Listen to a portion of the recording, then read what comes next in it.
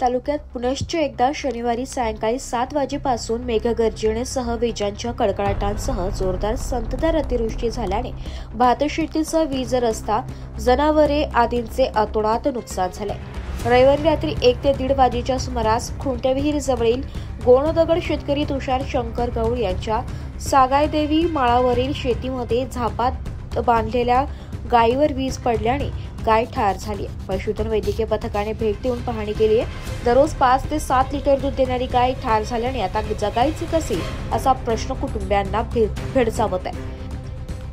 यामुळे 50 ते 60 हजाराचे नुकसान झाले। तालुक्यात जोरदार अतिवृष्टी होत असल्याने गिरणा, नार, पार, वाझडी, औरंगा, ताण, मान, कावेरी, भूतकुड्याच्या ओहळ, अंबिकेची उपनदी, कुंभारचोंड या नद्यांना पूर आला असून धोक्याची पातळीवर ओलांडून वाहत आहे। जाहुले ते गांडोळे नाशिककडे जाणाऱ्या रस्त्यावर ठिकठिकाणी झाडे उन्मळून पडल्याने काही काळ वाहतूक ठप्प झाली होती। प्रशासनातर्फे रस्ता मोकळा करण्याचे काम युद्ध पातळीवर सुरू होते। पिंपळसोंड, तातापाणी येथील अंबिकेची उपनदी, कुंभारचोंड, भूतकुडाच्या ओहळ नदीवरील पाईपची मोरी पुराच्या पाण्यात वाहून गेल्याने पिंपळसोंड गावाचा तालुक्याशी संपर्क तुटलाय। रुग्णांना उपचारासाठी रुग्णालयात जाता येत नाहीये। पिंपळसोंड येथे रात्री 10 ते 11 वाजेच्या सुमारास जोरदार वादळी वाऱ्यासह पाऊस झाल्याने जमिनीतच कुजलेले गंजलेले 7 ते 8 विजेचे पोल मोडून पडले आहेत। पावसामुळे वीज पुरवठा बंद असल्याने मोठी दुर्घटना टळली आहे।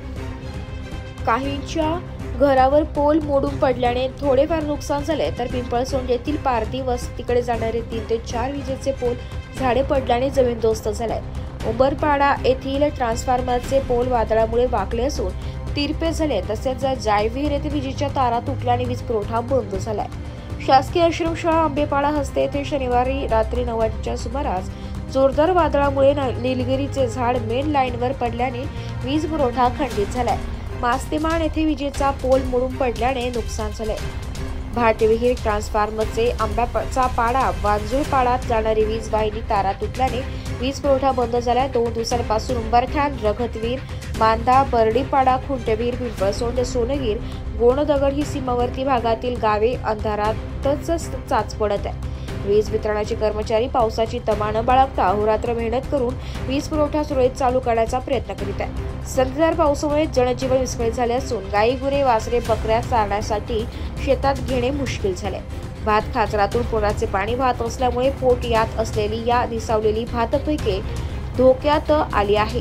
भात उत्पादक घट होण्याची शक्यता वर्तवली जाते। नैसर्गिक आपत्ती व्यवस्थापन विभाग परिस्थितीवर लक्ष ठेवून असून कामाशिवाय घराबाहेर न पडण्याचे आवाहन प्रशासनाने केले। तहसीलदार रामजी राठोड यांनी सरकारी अधिकारी कर्मचारी यांनी मुख्यालय सोडून नये असे आदेश दिले। माझे नाव तुषार शंकर गावित, राहणार गोंदगड। माझे घर माझ्या शेतात असून माझी गाय गोठ्यात बांधलेली होती। रात्री 2 वाजेच्या दरम्यान अचानक वीज पडली। त्या विजेमध्ये माझी गाय मरण पावली। ही गाय मला दररोज 9 ते 10 लिटर दूध देत होती। त्या गायीच्या दुधावर आमच्या परिवाराचा उदरनिर्वाह चालू होता। त्यामुळे शासनाने मला नुकसान भरपाई द्यावी।